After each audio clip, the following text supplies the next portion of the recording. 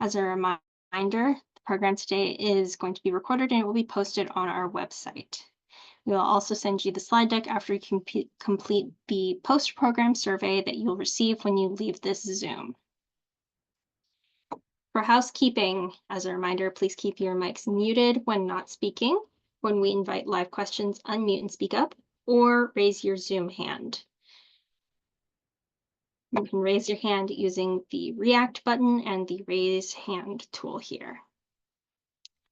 At any time, you're welcome to submit questions or comments in writing using the Zoom Q&A feature. You can open this using this button at the bottom of your Zoom screen if you have a nice wide toolbar. If your toolbar is more compressed, it will be found under the More button. And then right up here is a smaller selection. You just type your questions in and submit them, and our team will see them, and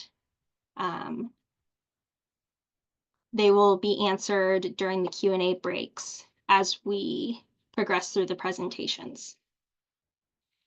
Again, during the portions where we have a question slide up, you're welcome to speak up, unmute, raise your hand. Who are we today? The UC MFP online program is a community outreach, online-based, grant-funded volunteer program within the University of California Division of Agriculture and Natural Resources. We provide up-to-date research-based information on food safety and preservation. Our mission is to keep Californians and all people around the world safe and well as they use culturally appropriate, research-based practices to safely preserve food in the home. This includes reducing food waste, increasing food security, and providing engaging ways for everyone to explore healthy foods. As a reminder, there will be some products shared during this presentation and class. These are not endorsements. The thoughts and opinions that are expressed here do not reflect the views, thoughts, or opinions of the University of California, and we are not endorsing or opposing any specific organization, product, or service. So now that all of the technical is over, time to get into today's program. Our goal today is to prepare you to safely can high-acid foods. And we're going to be going over two methods for doing this, safely processing high-acid foods in a boiling water canner and safely processing high-acid foods in an atmospheric steam canner. So with that, I'm going to go ahead and hand it over to Tim Long to discuss processing foods in a boiling water canner. Okay. Whoa. Whoa, what is this? Oops. One moment, please. Looks like we have multiple versions of our slide deck today.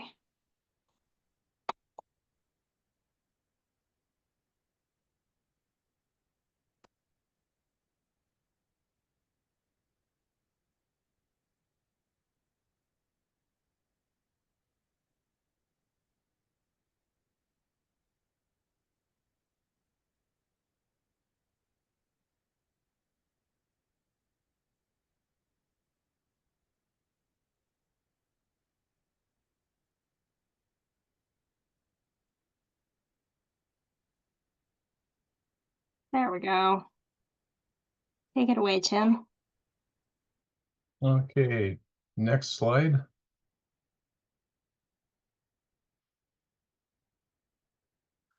So our first question is, what are high-acid foods?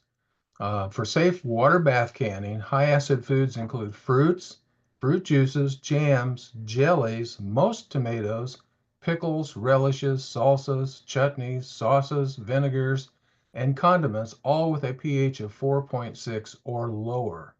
Be sure to use an approved recipe that states you can use this type of canning procedure.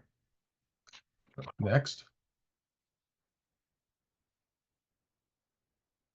So the first thing we recommend is you read the recipe even several times to make sure you know what ingredients you're going to need to do that recipe and what tools you might need. Now, on the left photo, you see for the recipe I'm preparing today, all I need are a jar lifter, a ladle, a debubbler, which isn't really needed for the particular process today, but it does have a headspace measurement at the bottom, and a funnel. The second from the left is the canner that I will be using today, which is an old enameled with a wire rack in the bottom that hangs on the side so that you can lift the jars out of it easier or into it easier. But you don't have to use any specialized equipment. Um, the third photo is a stock pot with a jar ring in the bottom serving as the bottom rack. The jar rings are simply zip tied together to fit the size of the pot bottom. The pot must be deep enough, of course, to cover whatever size jars you are canning by 1 to 2 inches of water. And the last photo is a copy of those are regular jar rings. Next.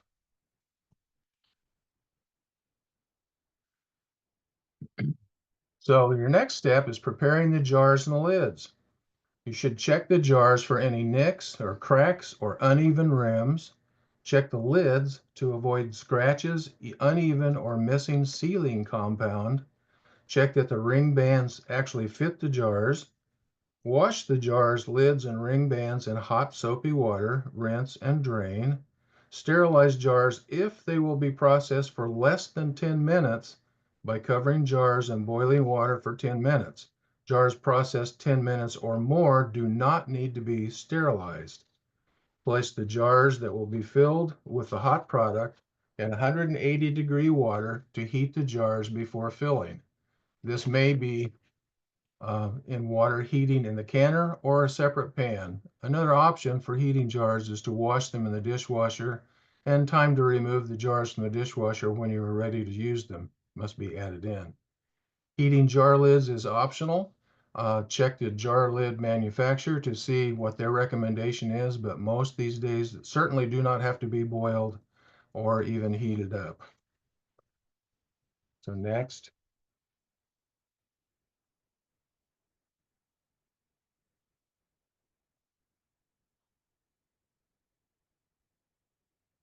Okay, so now it's time to prepare the canner. As you see on the left side, I have the wire rack that lowers into and pulls out of the canner. Place the rack in the bottom of the canner and fill the canner at least a half full of water. Cover and heat to 140 degrees for food that is packed into jars raw. Heat to 180 degrees for foods packed into jars hot.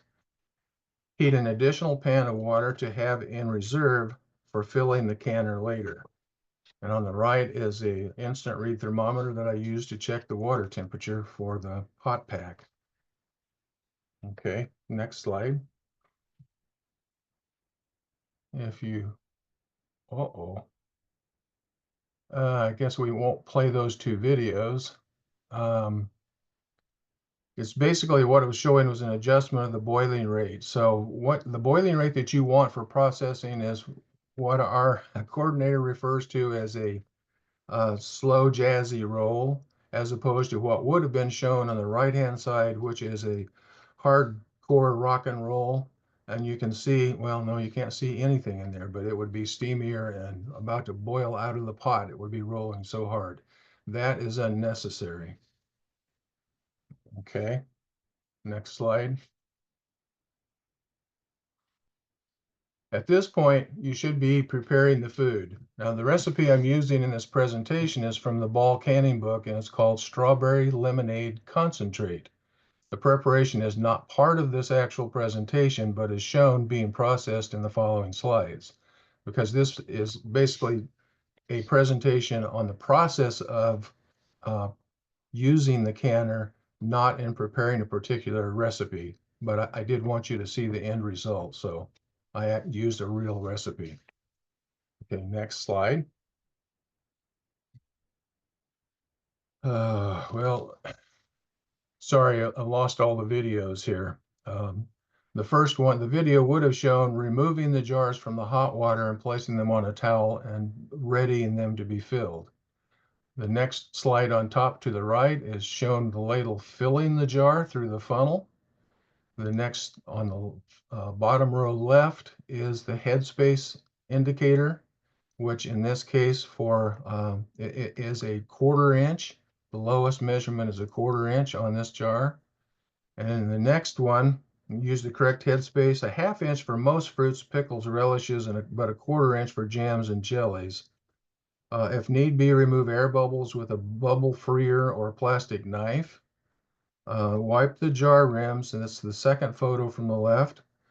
Wipe the jar rims with a wet paper towel. And since this particular recipe has a lot of sugar in it, I actually dip my paper towel in some vinegar to make sure I get any stickiness of the sugar off that rim so that we'll get a proper seal. Then the next photo, third from the left, is wipe the jar rim, place the lid on the jar. And the last photo on the right bottom is applying the ring band. Turn it until it's just fingertip tight, firm, but not as tight as you can turn it. Okay.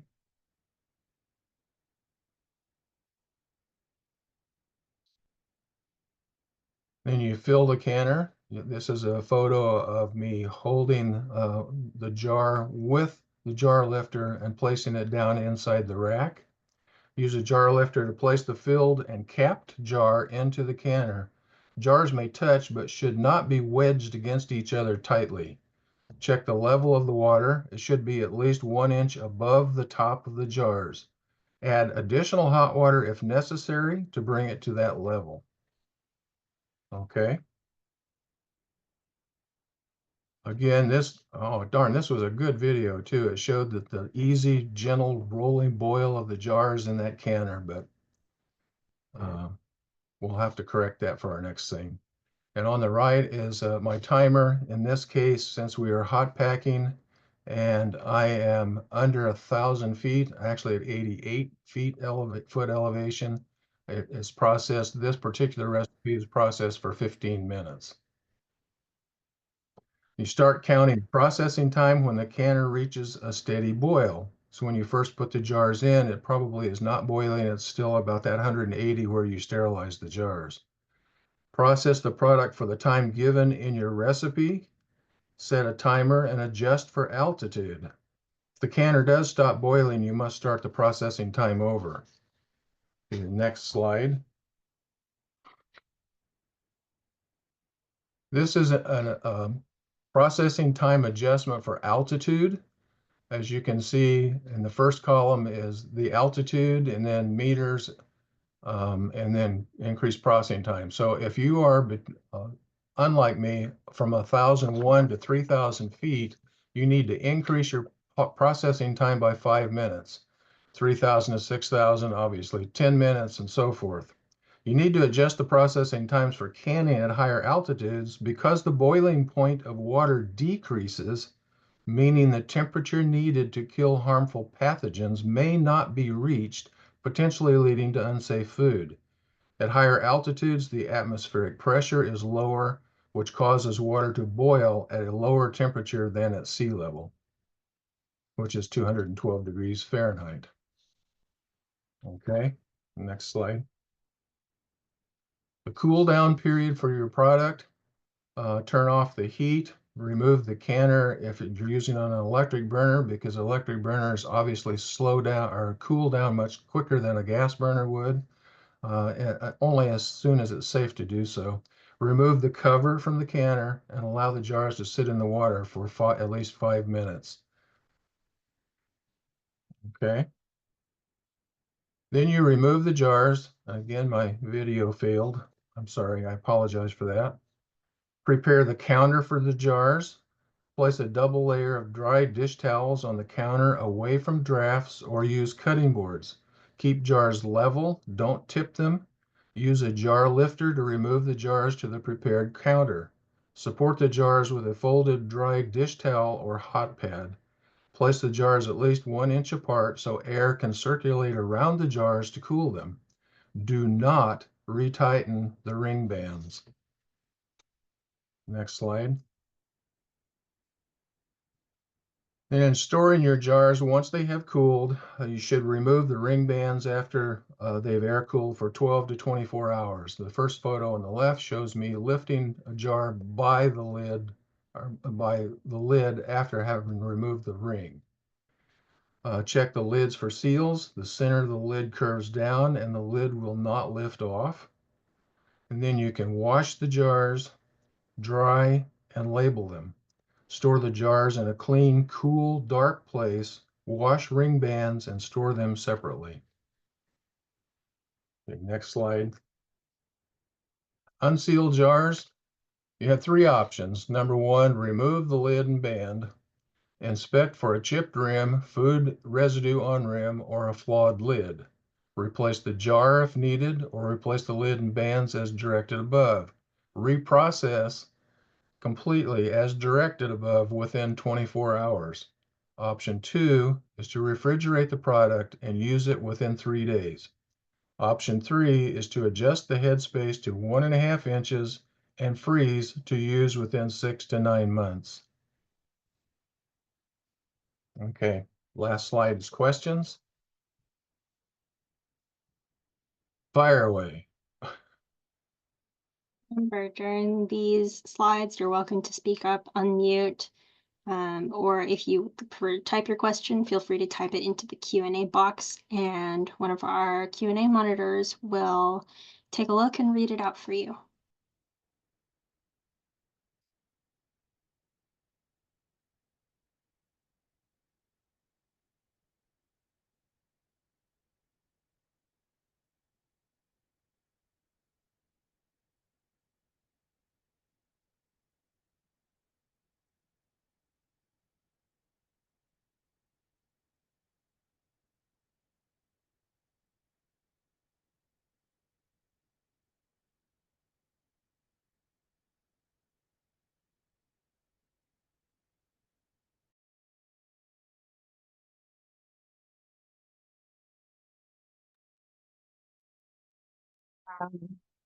Do you have to store it with the bands on? No, you do not. It's best not to. That could actually result in a false seal if you leave the band on. Well, what if you, I'm kind of elaborating on the question, but the person didn't say this. So if it didn't process the first time and you decided to put it in the refrigerator, can you elaborate on whether or not you have to store it with the bands on? Well, at that point, it doesn't matter because you need to use it within 3 days. So leaving the lid or leaving the band on, it's not going to create a false seal. It's going to get used quick enough that you're not going to have a problem with contamination. Thank you.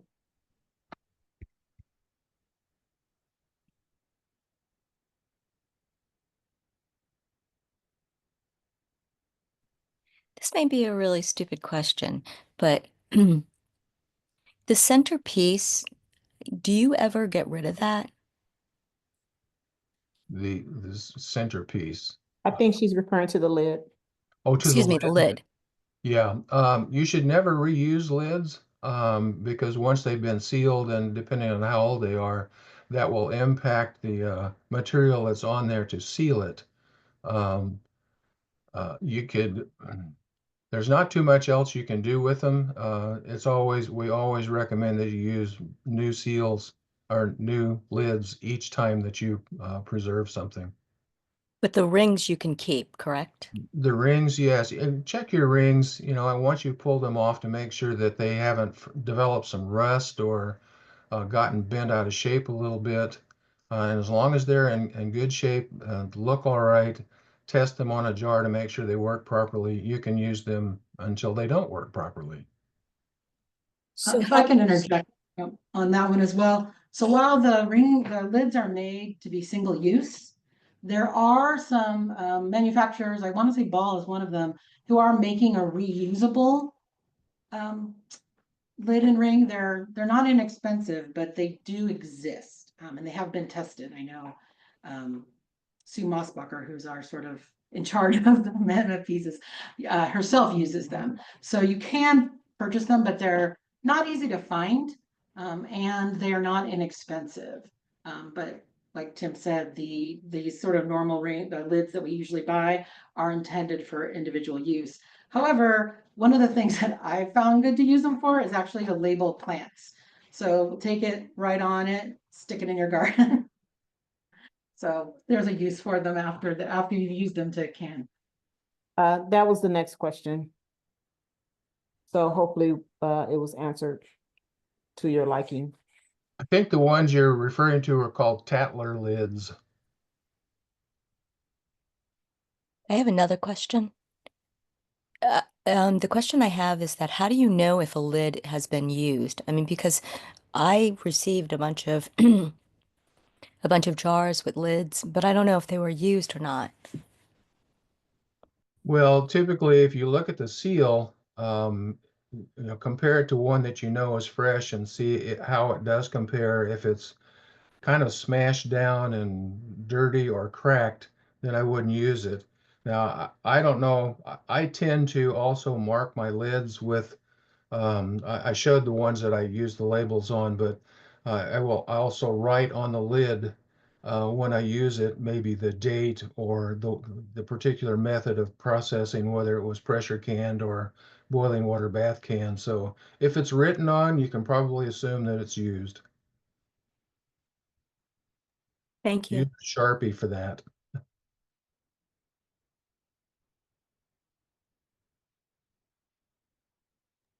Okay, great questions, everybody. Thanks for speaking up and putting them into the chat.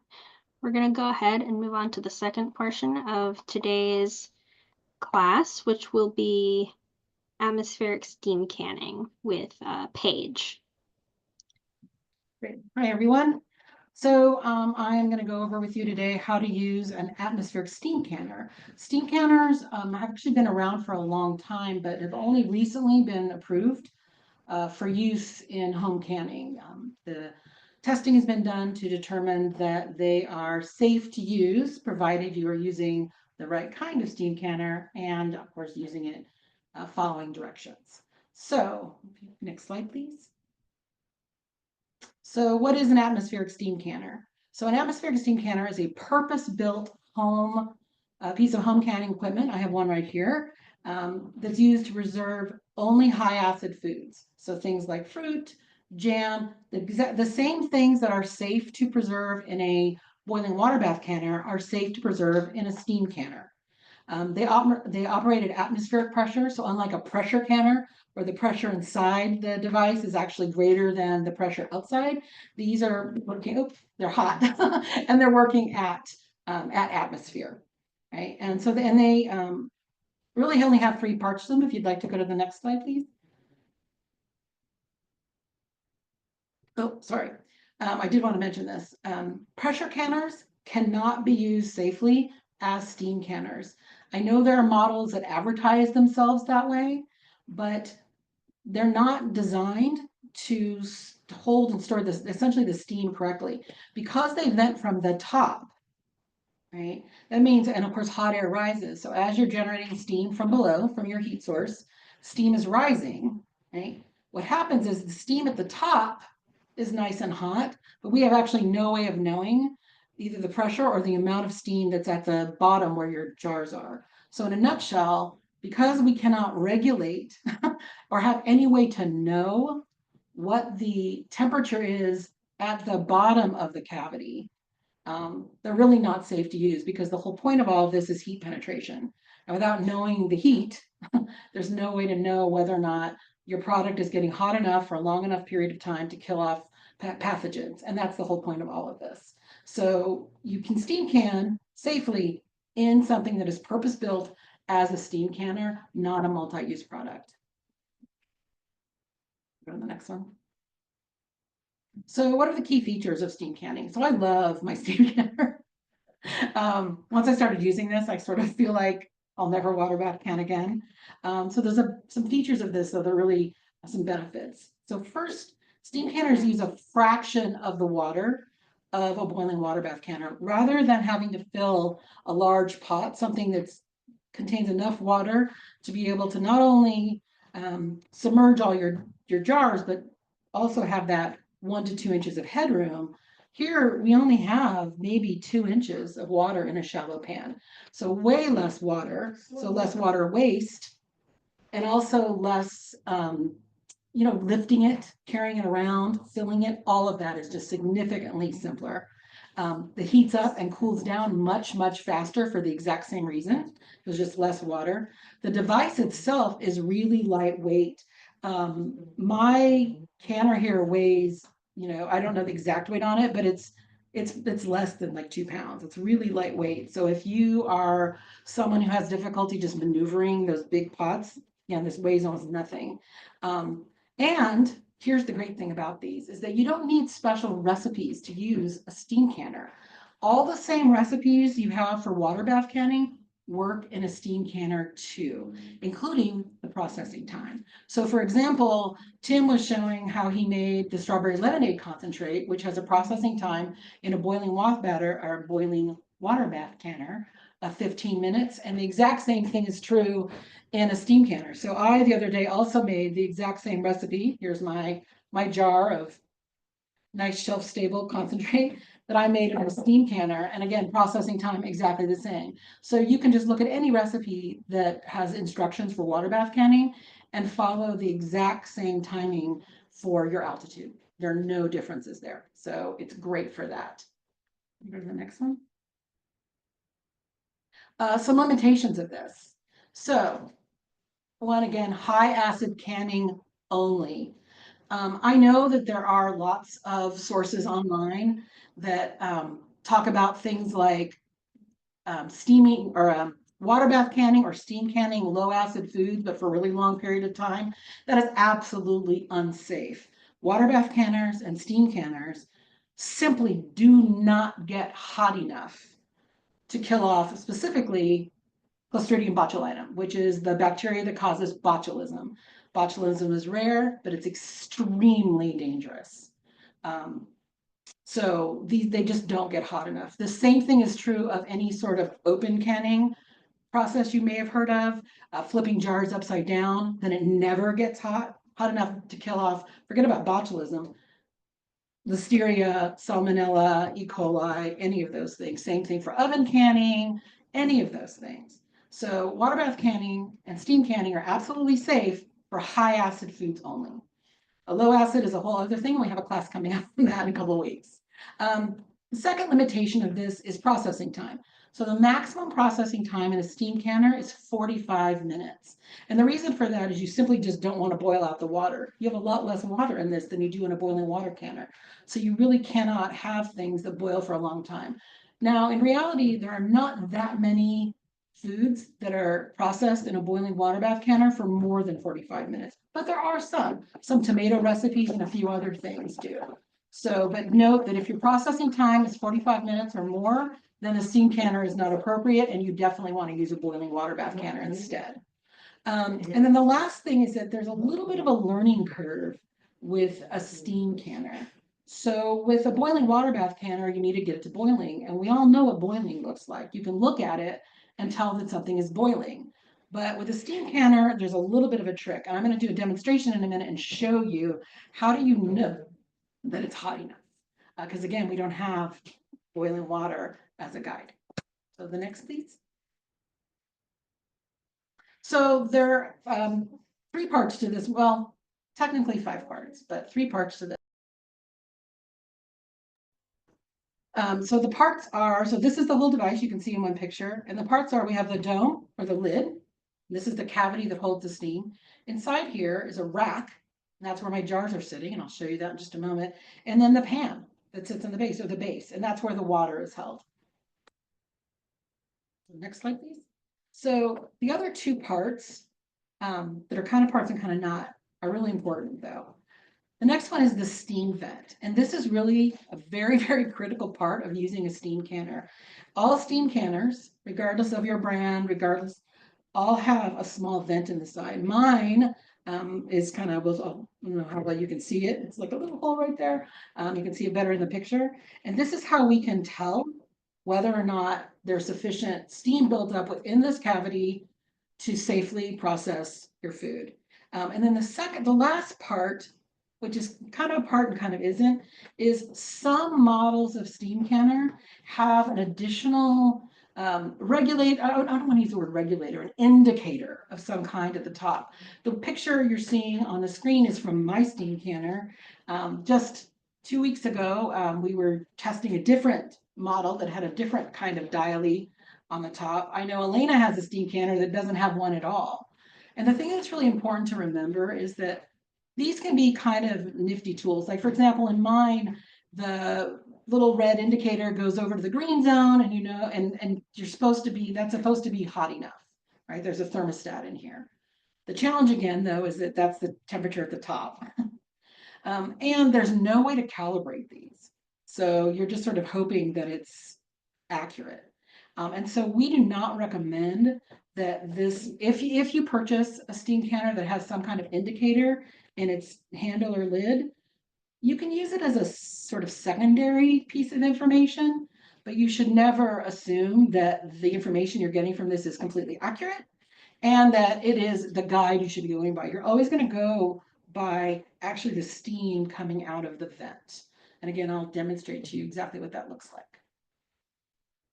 So what are the steps? The steps to using a steam canner are super similar to using a boiling water bath canner. You preheat your jars. You'll follow the directions in the recipe. You want to, again, preheat canner and jars. And again, I'm going to actually take a step back. Just like Tim talked about how you've washed your lids and bands, following the directions that come with your lids and bands and whether or not they need to be preheated or not. You've got all that washed, ready to go. Everything's, you're following the directions in your recipe, all of that. And now you're ready to start steaming. So the first thing that's a little bit different is you will, actually, I'm not going to get to this. I'll demonstrate it for you. So you're going to fill your jars with your prepared foods. You'll apply your lids exactly like you do with boiling water bath canning. You'll apply the rings exactly like boiling water bath canning, finger tight. You'll load the jars onto the rack above the water. You can process jars of different sizes in a steam canner, but you always use the processing time required for the largest jar. So if you had a pint, a cup, a pint, and a quart, you would follow the processing time for the quart. You place the lid on the canner, the dome goes on, and then you, and this is the part that takes a little bit of kind of experience. Then you need to wait until you get a 6 to 8 inch or 6 to 7 inch stream of steam coming out of the vent before you start your timing. Once that you get that stream, you wait 10 minutes. And that is ensuring that this whole cavity is really full of that hot steam. And then you start your timing and you process for your recommended time. So if it's 15 minutes, again, that's when the clock starts, 15 minutes. When you're finished, unlike a boiling water bath canner, you do not remove the lid. When you're finished, you turn the heat off and you wait 5 minutes. Some directions say to wait 2 to 3 minutes. Some say to wait 5 minutes. I always err on the side of caution and just wait the 5 minutes. So you wait 5 minutes with the lid on, not releasing the steam. Once you finish that, you remove your lid, steam, and then you move the jars again to a, you can use a tray with a towel on it, a cutting board, some sort of heat-safe surface that is not going to, like I wouldn't do, say, a marble counter because the shock of that cold marble or granite against a jar. So something that is heat safe and provides a little insulation, and you let that sit for 12 to 24 hours at room temperature to complete its seal. So that's how it works. It's actually very similar to a boiling water bath canner. So let me show you. So Elena, do you want to?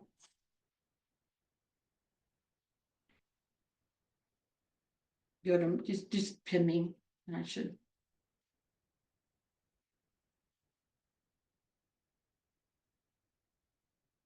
Okay, you're pinned. I think that should be working.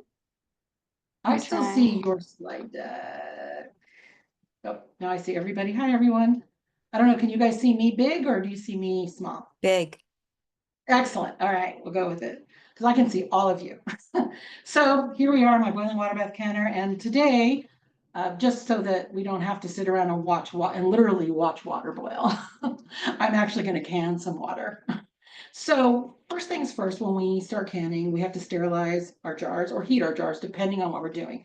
So just like a boiling water bath canner, if you are processing something for more than or for less than 10 minutes, you need to sterilize the jars. And we sterilize the jars by placing them into our canner, bringing it up to temperature, waiting for it to vent. We wait our 10 minutes. So in a boiling water bath canner, we would have dropped it right into the boiling water. Here, we're doing it in the canner. So let's pretend that I've done all that. So I'm going to take this lid off and you're about to see a bunch of steam. It's all very exciting. And I didn't think about where I was going to set this. Set it right here. All right, I have my jar. So a couple things about a steam canner that are kind of awesome. So back when Tim was talking and he showed you the picture of some of the equipment, including a jar lifter, you could absolutely use a jar lifter to remove these jars.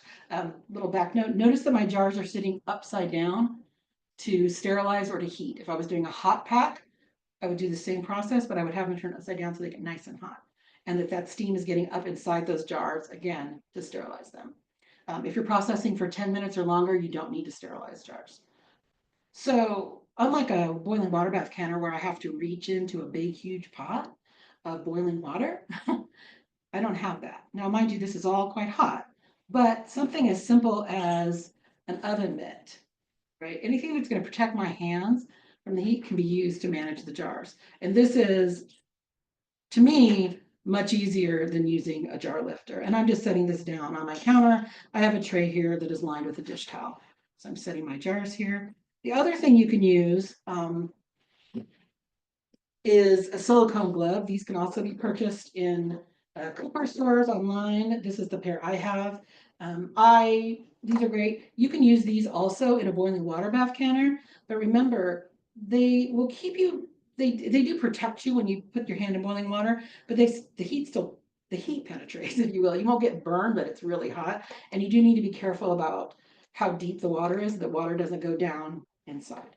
So these totally work in a water bath canner. I know a lot of people like them for that. I like them for that, but you do have to be a little bit careful. But with a steam canner, oven mitts, will work just fine. So I have my canner, right? I'm going to fill with my beautiful canned water here that I'm going to do. I don't even know what the headspace is for canning water, but since it's a liquid, I'm going to go with 1/4 inch. I can't even imagine why you would can water. So we're going to pretend here, though, that this is my strawberry lemonade concentrate. I want to confirm my headspace by using a tool. Tim kind of showed you this too, so I make sure that I have 1/4 inch. I do. Right. My lids go on. Of course, my hands have been freshly washed and are nice and clean. My lids have been washed and are clean. My rings are clean. Those go on, just finger tight. A couple of these here. Right. Then these go onto my canner, right onto this tray. One of the other differences between a water bath canner and a steam canner, you cannot stack or layer. You don't really stack in a water bath canner, but layering in a water bath canner, you cannot do that on a steam canner. So once my product goes in, right, the lid goes on, the vent, I don't know if you guys can see, the vent in mine is right here. It's little. The lid goes on. I want to make sure the steam is going to come out of this. So I want to make sure that I can see it, but that it's not facing where someone could be burnt by it. So I wouldn't want it shooting like out into my kitchen. Generally, when I do this on my stove, it's to one side or the other so that kids, other adults in the house are not going to walk by and inadvertently be burnt. And then we turn the heat up. And this is going to take just a moment. I tried to get this water hot in advance, but hopefully this won't take very long. And what I'm waiting for is, again, for a 6 to 7 inch stream of steam to be coming out of here steadily. And that's what's really important. And the second thing I'm going to do, because sometimes it's hard to get a stream of steam, the airflow in your house, a window that's open can blow it around and it's hard to see. So there's a second, more reliable way for me to know that this is hot enough inside. And that's just to take its temperature. So we can do that a few ways. And I have a couple different thermometers here. So any kind of thermometer that has a probe will work. An instant read thermometer like this one is ideal. Just put it right inside and check it. So mine, you can't see this. It's only at 173. It's going up really fast. Right? You could use, I have this probe thermometer. This would also work just fine. And even something like this, provided it goes up hot enough, this is a cheese making thermometer, would work.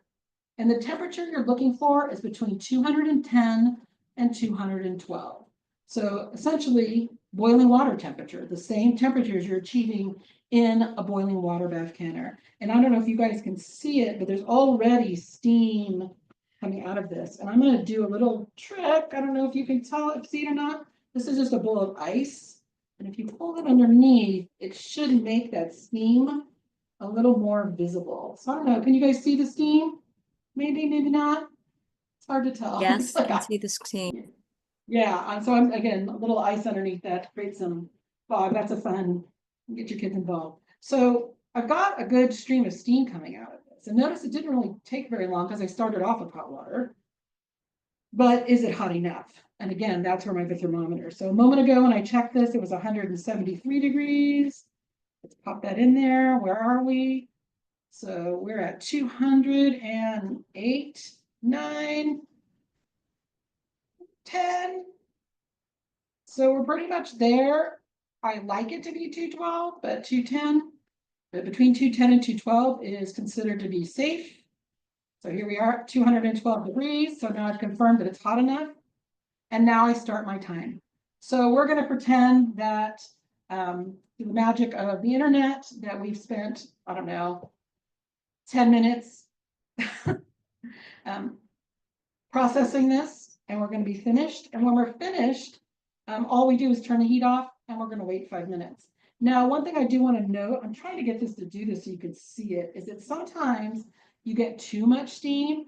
And I don't know if you can tell, now there's steam coming out all over the place. And sometimes the top will even sort of bounce around a little bit. Now I'm trying to force the issue, but if that happens, that just means that your water's up too high. So you are going to want to play with this a little bit. So remember I mentioned that there's a little bit of a learning curve. So I can see I have sort of too much steam coming out. This is unnecessary. So I'm just going to adjust my heat a little bit. And I want to make sure that I'm still getting that nice stream of steam coming out of the hole in the side, the vent, but that it isn't coming out all around my canner, that the lid isn't jumping around. And that's the part that just takes a little bit of trial and error. So I'm going to double check. I've just turned the heat down on this significantly. I'm going to just check it again and make sure that I'm still at temperature. I sure am. Actually, now I'm at 212 degrees.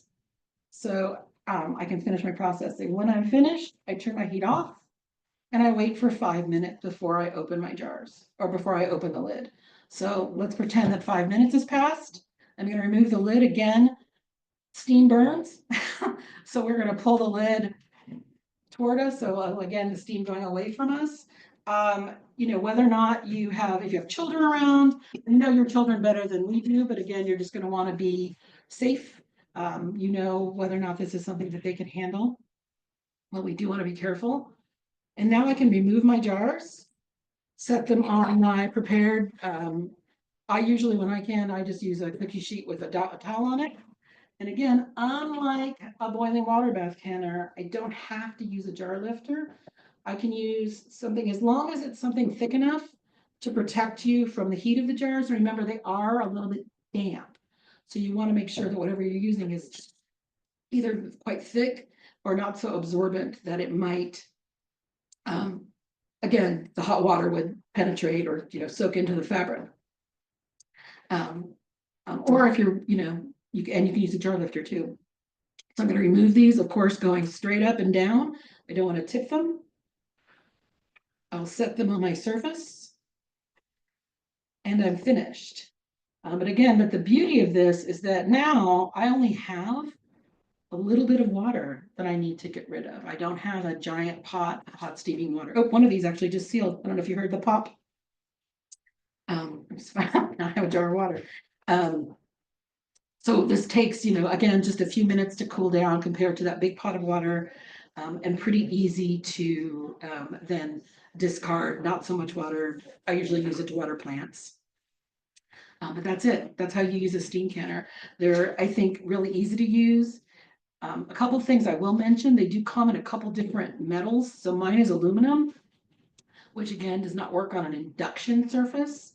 You can get a stainless steel model, so you may want to pay attention to that if you're using an induction stove or induction burner.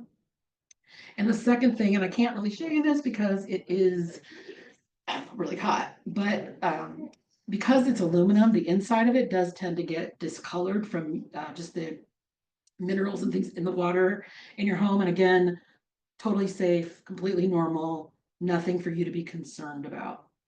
But that's it. That is how you use an atmospheric steam canner. Are there any questions?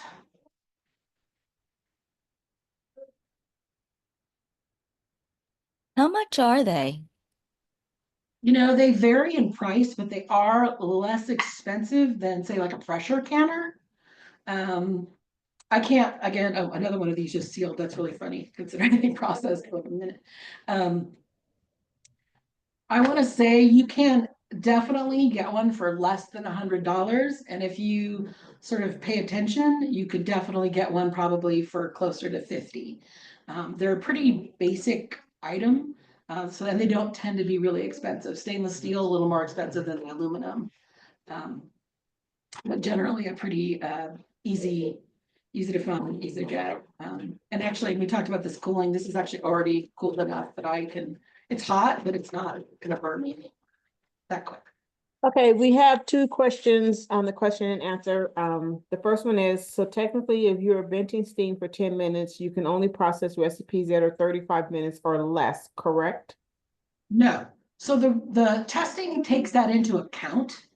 That venting time is taken into account there. So there's a little wiggle room. So it is 45 minutes of processing time. I didn't kind of mention this, but one thing also, when you go to put, so you've heated it up, you've put your jars in, you use this to heat your jars, you fill your jars and you're getting ready to start processing. It isn't a terrible idea to actually top up the water. So usually when I do this, and actually I did this today even, set this lid down, is I'll often have just like a kettle of hot water and you can just top it up before you load it, put the lid on and get that going. If you're worried about it, if you were going to process something that had, let's say, a 40-minute processing time, but that 10 minutes is taken into account. So it is 45 minutes of processing time.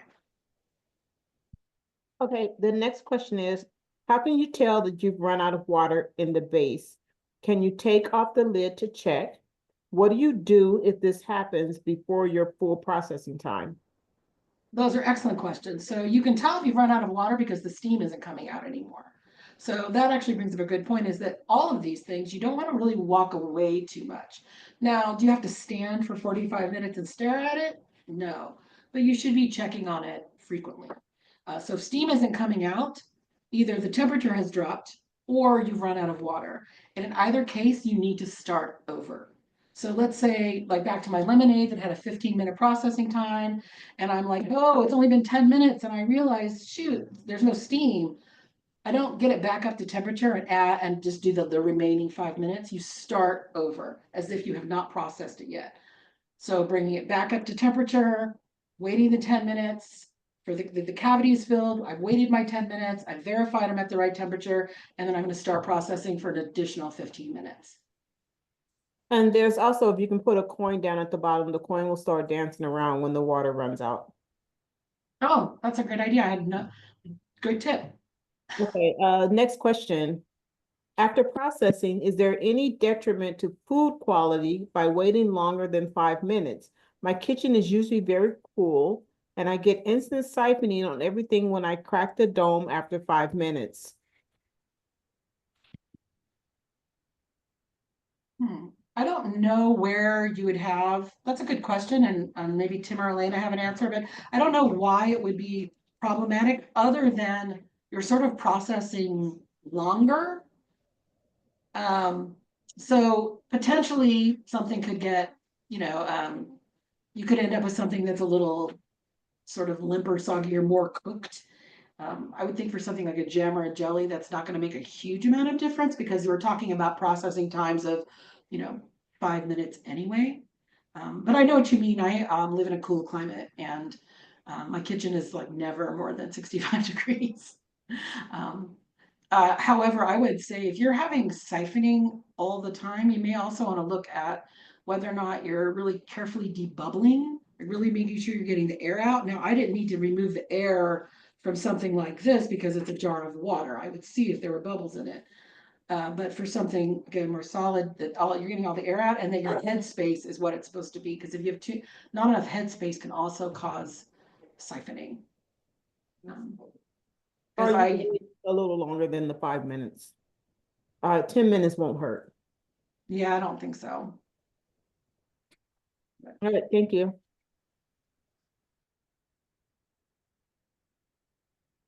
So I have a Okay. question.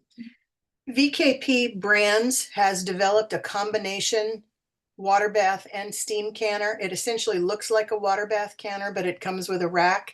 I know they have not been tested. Do we have any plans to test that equipment and approve it? Not that I'm aware of. I've heard of that. I've heard about those before. As far as I know, there's no specific plans. That doesn't mean they won't. But the process for testing the equipment is actually pretty extensive. So, and because it's extensive, it's also expensive. Yeah. So, is it possible? Sure. I don't know that there are any immediate plans to do so. Okay, thank you.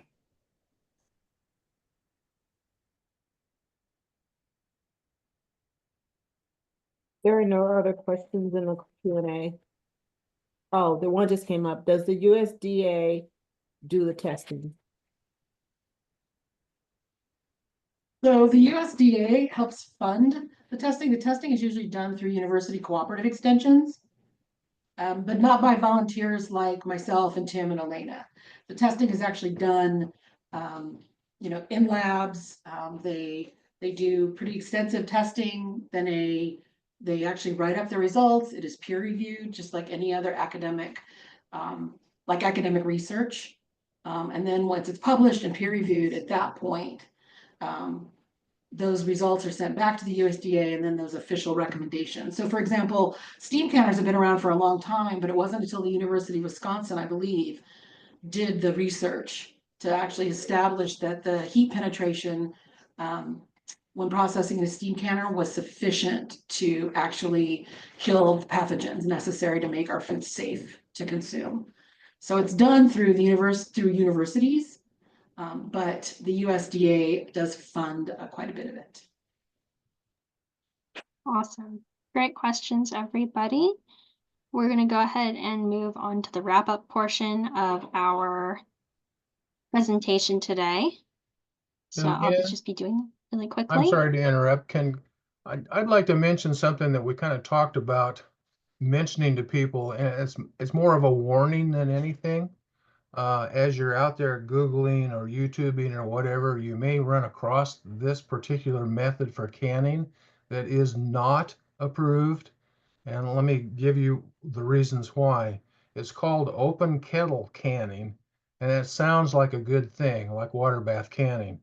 But open kettle canning involves heating the food to boiling, pouring it into jars, applying lids, and allowing the heat within the jar to cause the lid to seal. And many years ago, it was commonly used for pickles and jams and jellies, and sometimes used for tomatoes and applesauce. The reason open kettle canning is no longer recommended is that the food may not be heated adequately to destroy the spoilage organisms, molds, and yeasts that can enter the jar while you are filling the jar, and it often does not produce a strong seal. Processing jars in a boiling water bath or atmospheric canner or a pressure canner is preferred because it drives air out of the jar, leaving a strong vacuum seal. So if you see this as a recommended method, avoid it. If I can chime in on that, that's actually what I did today was a perfect example. So I was just doing this as a sample. So I was canning water, and some of these jars, actually all three of these jars sealed. And this water, right, processed for a minute, that I had hot water, hot jars. But you have to remember, the sealing is not the part that makes this safe, right? It's the process. It is the heating the food to begin with to make sure the food itself is, all the pathogens in the food. But at the point in which you are introducing, when you're pouring the food, when you're scooping jam from a jar, from a pot into the jar, you're introducing air, right? In the air around us are all kinds of pathogens, all kinds of bacteria and yeast. That's why sourdough works. That's how fermenting works. It's a normal thing.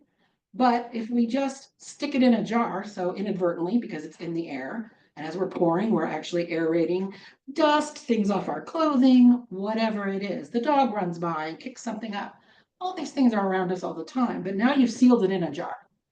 And just sealing the lid doesn't mean that anything you have introduced into that jar has been killed or made, what's the word I want to use? It's sort of made inert, right? You just sealed it. So a sealed jar is not necessarily a safe jar. And that's why things like open kettle canning, flipping things upside down, yeah, the jar might seal. These jars sealed. These jars sealed, but that doesn't mean that this is sterile. That doesn't mean that there isn't something in here that could grow mold or mildew.